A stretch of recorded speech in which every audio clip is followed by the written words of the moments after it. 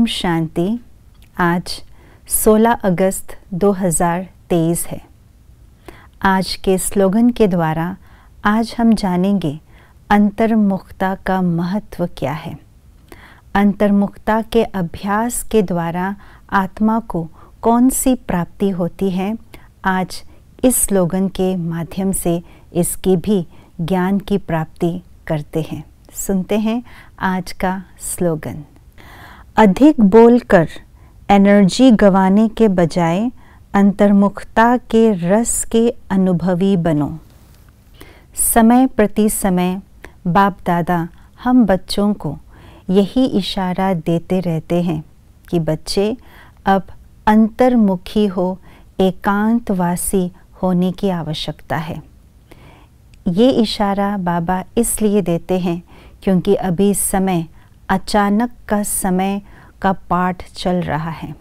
अचानक एक सेकंड में कुछ भी हो सकता है, और अगर उसी अचानक के समय हमें एक सेकंड में बाहर मुक्ता से अंतर्मुखता में स्थित होना है तो उसमें बहुत मेहनत लगती है, कठिनाई महसूस होते हैं।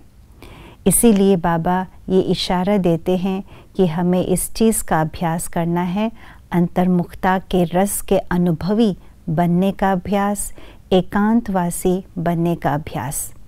ये अभ्यास अभी इसलिए ज़रूरी है क्योंकि अभी जो सेवा की प्रवृत्ति है वो है वाणी में आने की प्रवृत्ति। हम बहुत ज़्यादा वाणी में आ जाते हैं और इसीलिए अंतर्मुखता में रहने का अभ्यास अलग से करना पड़ता है। स्थापना के समय पर यज्ञ के आदि में मम्मा बाबा के साथ साथ हमारे दीदी दादियों जो आदि रतन हैं, उन्होंने अंतर्मुखता का अभ्यास और एकांतवासी होने का अभ्यास बहुत किया है क्योंकि उस समय अंतर्मुखता की प्रवृत्ति बहुत बड़ी हुई थी और इसीलिए जो 14 वर्ष की तपस्या की उन्होंने इस एकांतवासी की स्थिति में और अंतर्मुखता के रस के अनुभवी बन करके ये तपस्या की।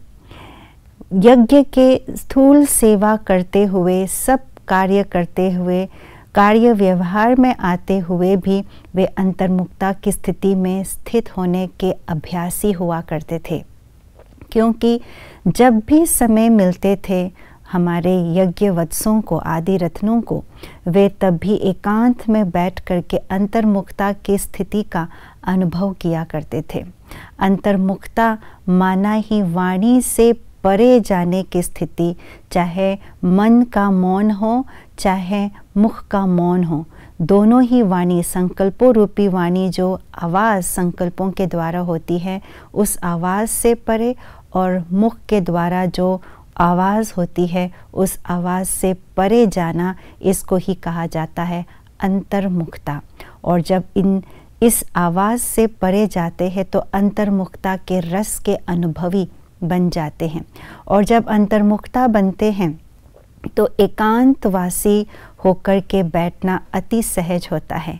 एकांतवासी माना एक ही शक्तिशाली स्थिति में स्थित होना, चाहे लाइट हाउस माइट हाउस की स्थिति हो, चाहे फरिश्ता स्थिति हो, चाहे बीज रूप स्थिति हो, उसमें एक रस होकर के बैठ जाना, इसको कहा जाता है एकांतवासी।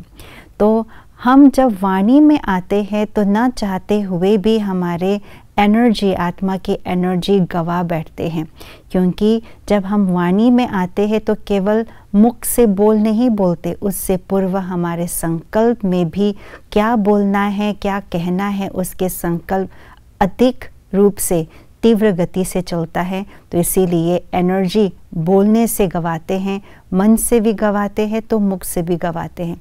इसलिए कहा अंतर्मुखता के रस के अनुभवी बनो और एकांतवासी का अभ्यास करते रहे। ओम शांति।